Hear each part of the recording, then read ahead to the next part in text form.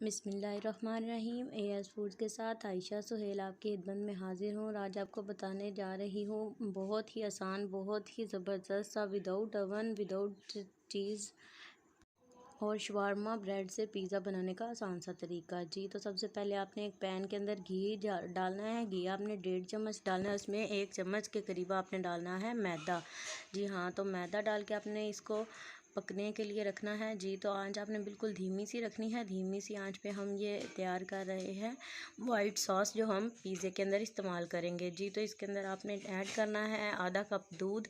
आधा कप दूध डाल के आपने इसे 5 मिनट के लिए सॉस को पकने देना है। जी तो देखिए सॉस हमारा गाढ़ा हो चुका है। अब हम इसमें ऐड करेंगे टेस्ट के लिए बहुत ही ज़बरदस्त सी कुटी हुई ब्लैक पेपर, जिसे आप काली मिर्च बोलते हैं। काली मिर्च का पाउडर हमने इस्तेमाल किया है और यहाँ थोड़ा सा नमक ऐड किया है इसको टेस्ट देने के लिए। जी तो इसको ऐड करके हमने 5 मिनट के लिए पकाना है। जी तो ये सॉस हमारा रेडी है और अब हम इसको उतार लेंगे एक बाउल के अंदर। जी तो देखिए हमने सॉस जो है वो बिल्कुल तैयार कर लिया है। वाइट सॉस हमारा पिज़्ज़े के लिए तैयार है और अब हम पिज़्ज़ा सॉस तैयार करेंगे।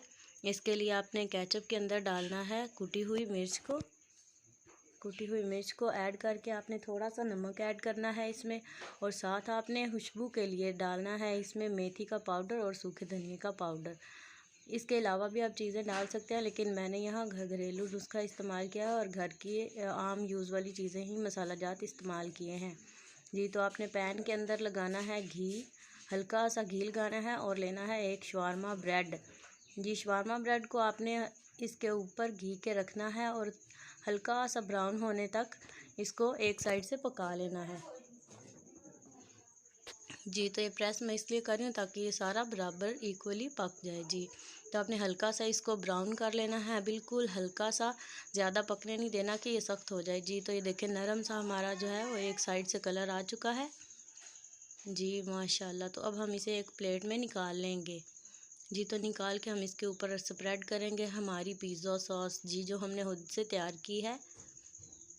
ये पिज़्ज़ा सॉस हमने इस्तेमाल की है जो खुद ही बनाई थी। पिज़्ज़ा सॉस फुल आपने इसके ऊपर स्प्रेड करनी है। बहुत ही टेस्टी यमी सा पिज़्ज़ा तैयार होने वाला है आपका। और इसके बाद हम इसके ऊपर स्प्रेड करेंगे हमारी बनाई हुई वाइट सॉस। जी तो आपने बेशक 2 स्पून ले लें उनकी मदद से, ताकि ये बिल्कुल अच्छे से जो है वो ऊपर स्प्रेड हो जाए। देखिए तो अब हम इसको गार्निश करेंगे। बहुत ही आसान है, बहुत ही सिंपल सा तरीका है।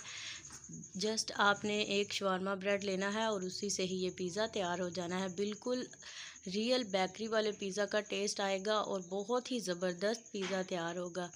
हमने इसको ऊपर गार्निश किया है शिमला मिर्च और टमाटर के साथ। टमाटर यहाँ हमने कच्चा भी इस्तेमाल किया है और लाल पका हुआ टमाटर भी। जी तो देखिए आपने प्याज के बारीक बारीक कतले काट के इसको गार्निश कर लेना है। जी तो जो हमारा पिज़्ज़ा है वो एक साइड से पका हुआ था। अब हम ब्रेड की दूसरी साइड को पकाने के लिए उसी पैन को हमने थोड़ा सा 5 मिनट आग के ऊपर रखा था। जी तो वो अंदर से गर्म हो चुका है और अब ये हम पिज़्ज़ा उसमें उतार देंगे। जी तो पिज़्ज़ा हम इसमें रख कर मज़ीद इसको 3 मिनट के लिए पकने देंगे। जी तो 3 मिनट के बाद देखिए हमारा पिज़्ज़ा जो है वो बिल्कुल रेडी है। इसकी दूसरी साइड भी जो है वो शवारमा ब्रेड की बहुत अच्छे से पक चुकी है। तो अब हम इसे प्लेट में निकाल लेंगे। जी तो ज़बरदस्त घरेलू तमाम चीज़ें हमने इस्तेमाल की हैं और बहुत ही ज़बरदस्त सा टेस्टी सा पिज़्ज़ा हमारा तैयार हो चुका है। जी तो मैं आपको ये काट के भी दिखा देती हूँ, कहीं आप ये ना कहें कि शवारमा ब्रेड बहुत सख्त हो चुकी थी और काटी नहीं गई। आप बिल्कुल इसे धीमी आंच पर 3 से 5 मिनट के लिए पकाएंगे तो ये बहुत अच्छे से पक जाएगी। देखिए बिल्कुल नरम है, बिल्कुल नरम, और देखिए दोनों साइडों से बिल्कुल अच्छे से पक भी चुका है। सॉस भी हमारा पका हुआ है। जी तो वीडियो अच्छी लगे तो इसे लाइक ज़रूर कीजिएगा। Thank you so much.